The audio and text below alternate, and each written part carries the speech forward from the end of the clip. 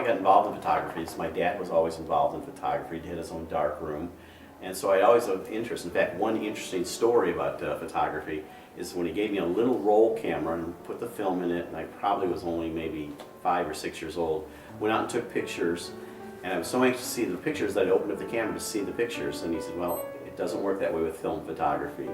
I'm a very visual learner, so photography's always been important to me, and so I'm basically self-taught, but as a theatrical lighting designer, the other part of my creative life, that's how you record what you do, and then later as a director you want to record exactly what's going on in your life. So you master that type of photography, and coming with doing the theatrical design comes having the same eye on things. So I feel I have a really strong eye for composition and the basics of photography, understanding lighting, because lighting is the basis of all photography and everything.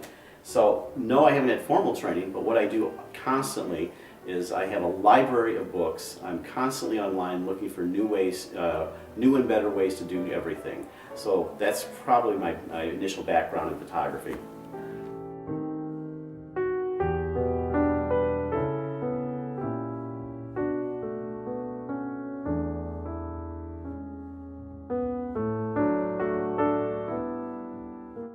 Well, I always feel like creative photography, a lot of people talk about taking pictures, and that's true of snapshots and things like that, and family pictures. I like to think I'm making pictures, and a lot of times my goal, well, many times I go out and just freelance and find what I call a found still life and take that.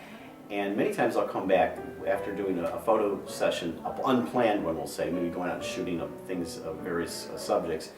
I'll look at them, but I'll put them away for a while and then revisit them and take a look at them and say, oh, this is something now I can develop. So the photo that I took, now I can make into the kind of a fine art, especially with fine art. Now obviously with more commercial photography, you have a goal in mind, whether it's a headshot, PR thing, you have a definite goal in mind and everything. With my creative and fine art photography though, many times, and I do set out on like photo missions, and I take my my wife Carolyn along because we both are photographers. It's amazing the kind of things that we will shoot together, and it's amazing sometimes the things she will see that I don't see, and it's always in your eye that what you see. So creative photography is a matter of manipulating these things to make the final result, much like an artist may take a photograph or their own visual impression of something and create a painting.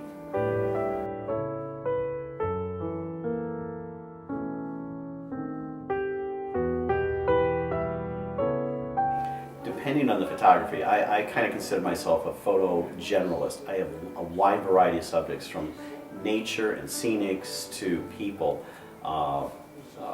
aerial photography and things like that. So each one has a little difference in what I try to express, but I try to focus on details that may otherwise go unseen.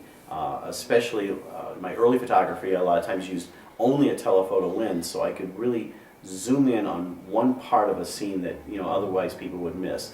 I don't do that as much now because I sometimes use the wide-angle lens to capture a more grandiose view of things. But still, I'll take sometimes the base image and try to move it into so it looks like a painting, and I do that through photo manipulation. Sometimes that's a negative connotation, but a lot of it would not qualify for National Geographic. But for fine art photography, I want something different. I want to achieve a look that's people might walk up to things and say, wow, is that a painting? Is that? And I'm not trying to take away from the artists who paint, but I paint with a digital format. They paint with oils and acrylics and watercolor. So my medium works somewhat differently, but I like to achieve the result. And one thing I've been doing a lot lately is rendering most of my things on canvas, and that does give it a little more of an artsy look to it when you're doing the creative photography.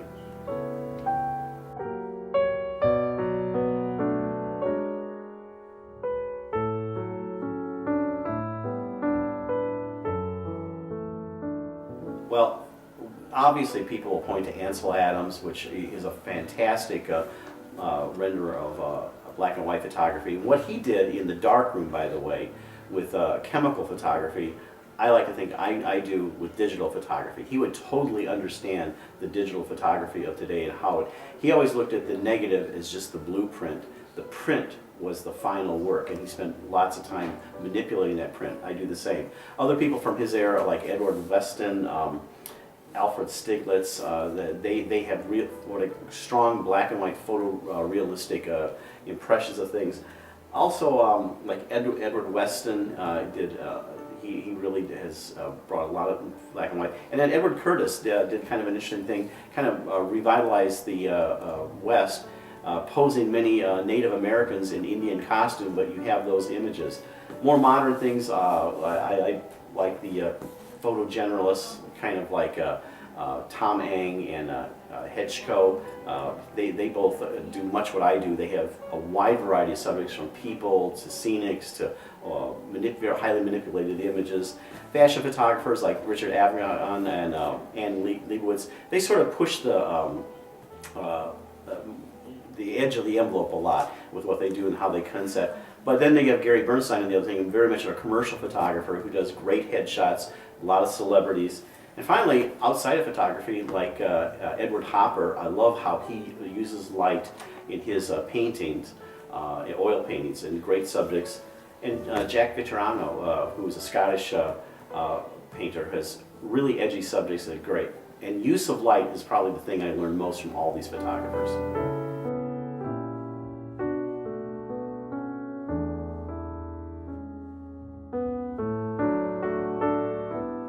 Well, a lot of people will know me as a Canon shooter, and I always tease them about that. But possibly it's just because that's the camera, when I really got serious about photography, is what I learned on. Started with a Canon AE1 and moved up through different things, and you just become familiar with it.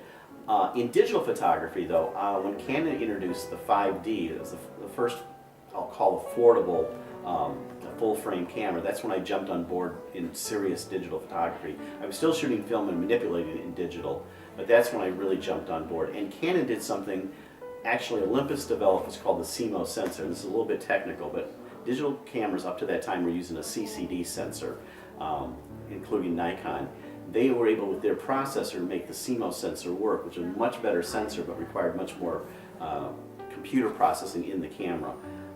And so Canon launched way far ahead too. If you look now, even on the sidelines at sports events and events, the white lenses you see there are their L-series lenses. Those are all Canon shooters.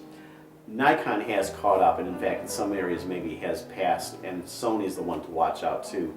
Sony has developed as you know, DSLR has a mirror that flips up.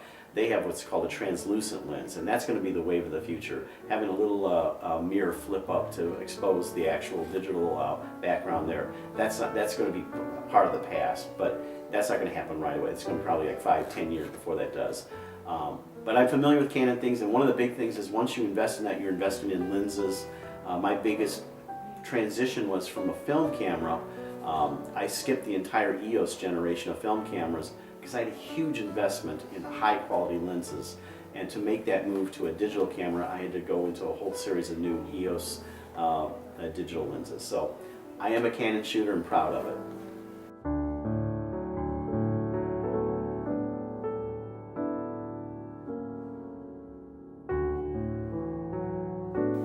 Well, like we said before, I'm a Canon shooter. Currently, I use 5D Mark IIs, which are about a 24 megapixel camera, full frame. And usually when I'm doing outside shoots, especially out in the field, I take two bodies with me. I have actually two of them. I actually have two 5D, regular 5Ds. And I have a backup small camera, digital. Anyway, I also use L-series lenses. I have a 70 to 200 2.8 L-series lens, a 24 to 105, and those are my go-to lenses all the time. They virtually live on the camera bodies. I do have a few other what I call walk-around lenses, which is a 28 to 200, but I very seldom use that. These are high-quality lenses. And back before even digital cameras, one of the things that was always said is the lens is what really makes the picture. So you have really high-quality lenses that are image stabilized, and it really ends up a lot. I use, for post-processing, I use Photoshop. I'm in the Photoshop 5.5, and I use several plugins, which is the Nick plugin. It has a variety of things from their black and white processors, the Vivisa, to a whole range of filter effects, and we won't go into those. And for portrait photography, I didn't do this right away, but there's a program called Portrait Pro. And I used to manually edit all my portraits, and I still do to a certain degree. but the Portrait Pro speeds up portrait editing dramatically. So what I might spend a half hour, 40 minutes doing real detailed portrait, I can accomplish about in 5 minutes because it does many things. It heals up blemishes and things like that.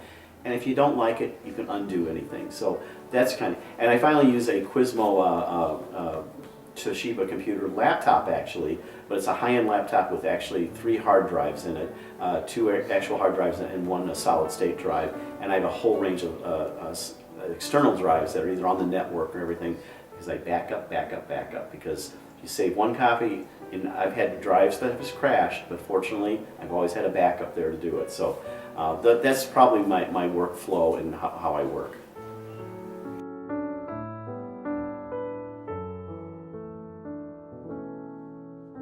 Well, one technique that almost every photographer that's worth their salt knows in outdoor photography, especially if it's a pretty sunny day, is using a polarizer or circular polarizer. That technique is not exactly can be duplicated in any kind of software yet. You can sort of do it with saturation, but it will, most people think, well, it'll take the glare off things, but it will also dramatically saturate your image with and make skies bluer, greens greener, and it's probably the one filter that's almost always on the lens of my camera for outdoor photography, unless it's completely overcast, when in that case it almost does no good. The other one I tell people, and most photographers will probably balk at this one, is in Canon they have not the auto mode, but they have what's called the P mode. P mode is program, and I like to think of it as a super manual mode. It's a good starting point. When I go out, and sometimes you don't have time to do a whole lot of scenes, you can take a reading on things and get a rough, good, really good, decent exposure. But the other part is you can then exchange shutter speed, aperture as you need to adjust. And so a lot of people, when they're told by photographers you can only shoot in manual to be a real photographer, and I agree with that to some extent, but don't be afraid to try the P mode. And again, this is different than the auto mode. The auto mode is snapshot mode, and that's okay. The other thing I use still to some degree is I used to use lots of filters on the camera. Now you can now duplicate a lot of those in Photoshop or Nik software, but a couple of filters I still like to use.